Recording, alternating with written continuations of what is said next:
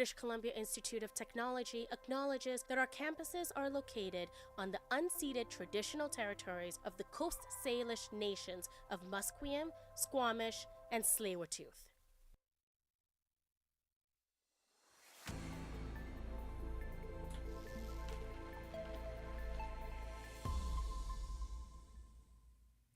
Good morning. Welcome to BCIT's The Crow. I'm Graciela Cruz Flores, and these are your news headlines at 11.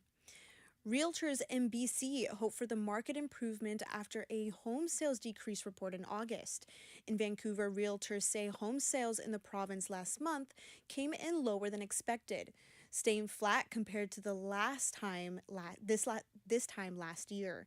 The BC Real Estate Association says residential sales reached more than 5,900 units last month, only a 0.5% increase from August of 2024, and down more than 24% from the month's 10-year average. BC's average home price also took a dive. On the multiple listing service, listings fell 1.4% to just over $926,000. Association Chief Economist Brendan Ogmanson says that the Lower Mainland is lagging the rest of the province, with unit sales last month seeing the biggest gap from the long-term average. The total value of homes in BC last month reached $5.5 billion, down 0.9% from August of last year. As the new school year begins, BC schools will start the new mandatory Holocaust education program. Our reporter, Jonah Jung, joins me in the studio now with more. Welcome, Jonah. So, why is this an important story, and what is your fresh new take? So, the British Columbia Premier David Eby implemented this new program back in 2023, amidst the attack of Hamas on October 7th. And that is the reason why the schools are educating more on the Holocaust due to the anti-Semitic incidents. When was this program announced and why? As I aforementioned, it was first announced in October in 2023 after Israel-Hamas conflict has started. And why does the Holocaust education program matter as of right now? As of right now, there has been 67% of the people say that anti-Semitic incidents, they had to go through such experiences. So amidst that, in secondary education institutes, such things have also happened. So educating the students on that issue would be very important. Of course, this is also a very important topic for everyone. Thank you, Jonah, for your time. A judge is expected to rule today on where to lift a publication ban on evidence at a fitness hearing for the Lapu Lapu Festival attack.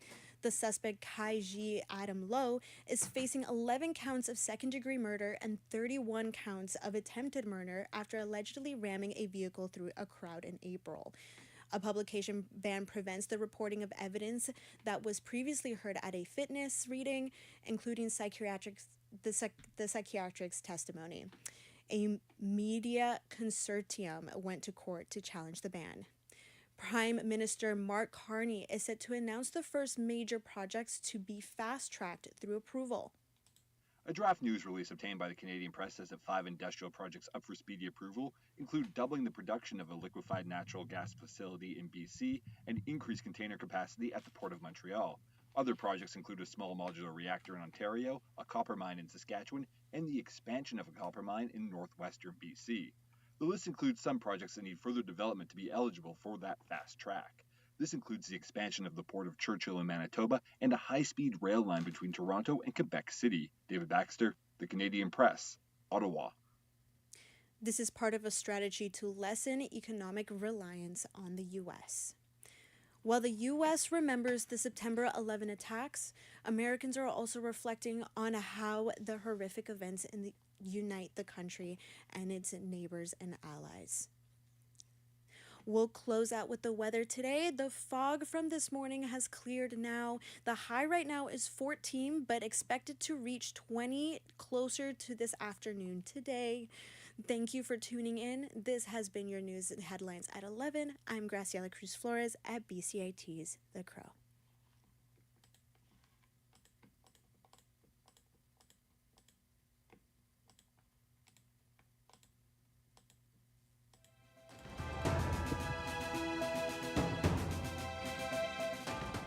Stay tuned for more on BCIT's 1680 The Crow. The hands-on part of the program is the main thing that drew me to the program, and it's the main thing that I'm taking away from this program.